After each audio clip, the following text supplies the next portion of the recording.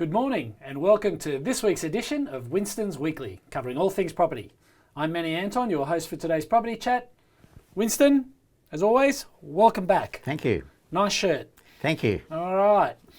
Let's start with what we usually start with, which is US markets. So we've had another busy week on the data front out of the US.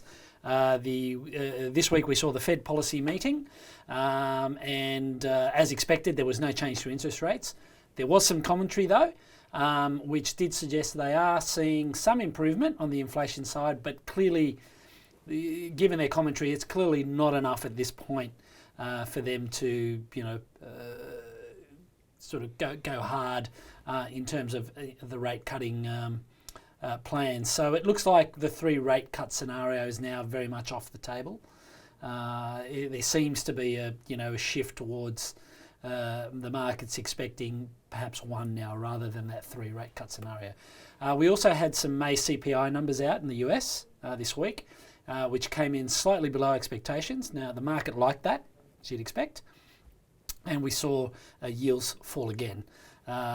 In fact, overnight, last night, we saw PPI numbers, which also came in softer than expected, so below consensus. And what we saw is, again, yields came off overnight.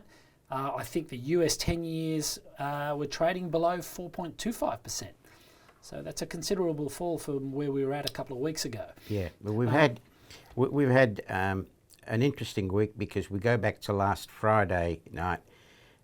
We had some employment numbers that came out which showed that the US economy it continues to grow quite well, quite strongly. The market took that as a negative, and bond yields rose. And then a couple of days later, we had the CPI numbers, which basically came in benign. And from the comments that the Fed made, there is a different approach or different outlook in terms of what the Fed is looking at as opposed to what investors are looking at. Investors seem to be moving from one data point to another data point and reacting to that particular data point. In the Fed comments, what they basically said is they are looking at a range of data points that combined will give them confidence about cutting rates. And those data points together aren't looking all that good in terms of having an early rate cut. So the expectations are now that there'll be 1 rate cut this year, probably in December, which effectively moves it out of the period of the election, US election in November. Other interesting to keep in mind is that the next Fed meeting is about 6 weeks away. So that takes us into sometime in August. And there'll be obviously a number of data points released over that period of time.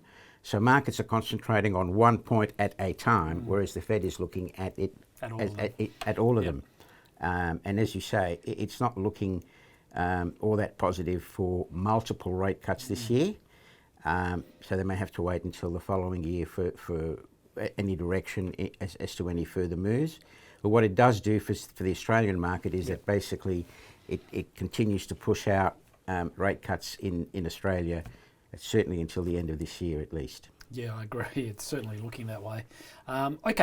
Let's turn our attention to domestic markets.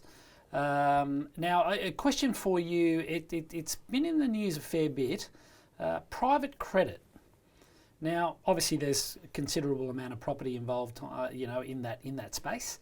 But private credit, there seems to be a lot of people chasing exposure to private credit, and there seem to be quite a few private credit funds getting up at the moment to feed that sort of demand. What are your thoughts on private credit and as it relates to property? Well, private credit seems to be the buzzword at the moment, and there, as you said, there are quite a number of offerings around the place. We're actually getting hit with quite a few offerings, and it's primarily because the banks seem to be stepping away a little bit from providing credit to some of the developers and some projects. So there's space for them at the moment. My view is that basically you have to look at the risk-reward equation, and when you're getting a return of 7.5, 8, or 8.5, really anything under 10%, is that premium over and above what you can get on cash adequate for the risk you're taking? And to my way of thinking, I don't think it is in this current environment. So if there are offerings above that 10% threshold, they're probably the ones that are worth looking at. But obviously the higher the rate goes, the higher the risk, so you've got to be comfortable with the risk. But there are certainly a lot of offerings at the moment, and everyone seems to be chasing private credit as an alternative in terms of moving some money out of other equities or fixed interest into that private credit sphere. Yeah, so is your view that at this point, from what you're seeing, is that risk being mispriced from what you've seen? Well, I think so, because primarily what you are doing in a lot of these funds is you're actually locked in for a period of time. Yeah. I mean, there is a listed entity, Qualitas Real Estate Income Fund, which has got daily liquidity, and it's yielding around 8%. Now, to me, that compared to a private credit where you're locked in for a period of time at 8 or 8.5 or 9, you're better off in the 8%, which is paid monthly, by the way. You're better off in that environment where you can actually get out on T+2 because it's listed. Yeah. Right, as opposed to being locked into a fund that you're in for 2 years, 3 years, 5 years, whatever the term might be. And how is that Qualitas stock performing? Is it? It's performing. It's pretty well in line with the stocks trading around 162, 161, 162. It's pretty well trading in line with NTA. As I say, it's a daily liquidity and it's monthly income. So to me, that's a reasonable sort of exposure compared to a private credit fund where you are locked in and might be getting 8 or 8.5. Yeah. What's the typical length or duration of that lock-in for private credit? I know it'll probably vary, but well, there are those that offer short-term, whether it's sort of 12 months to 24 months, 3 years max. And you're very much locked into those. You are locked into those for that period. That's it. Right. Well, you may be able to, you can try and get out, but it's at best endeavour. So they have to find a buyer on the other side, which is difficult to do at times, depending on where you are. And of course, then the pricing and transparency. Transparency, obviously, in those private markets is, well, there is very little transparency. That's right. They're pretty opaque. But okay, understood. Okay, so let's, before we move, so the next one I want to raise is Lendlease. Now, we've talked about Lendlease before, and we discussed recently their announcement that they would look to exit their offshore ventures. Now, that's been in the press. They've made it clear that is the strategy. They're looking to divest their offshore ventures. The stock initially did quite well on those announcements, but has since reversed a lot of that performance, and in fact is now lower than when the announcements were made. It's currently trading at sub $6. So it's currently trading around 550, 560. Yeah. After the announcement, it got up to 650. And there was a lot of positive vibes and also maybe some short covering in that area. What's happened since is there's the perception and there's reality. The strategy and the perception is to sell these assets over time. The reality is they've got to find buyers. And in this environment, it's getting difficult to find buyers. To buy businesses that are in construction, that are halfway through or a third of a way through the project, they've got to pick it up and take it from there. It's not an easy task, and I think there's a realisation that even though that's the strategy, it'll probably take longer than expected, and they want to see some runs on the board.